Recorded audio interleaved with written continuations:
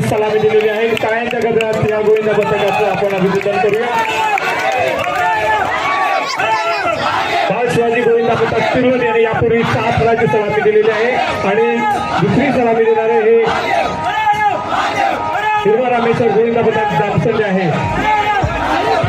मी मगाशी सूचना दिली त्याप्रमाणे समान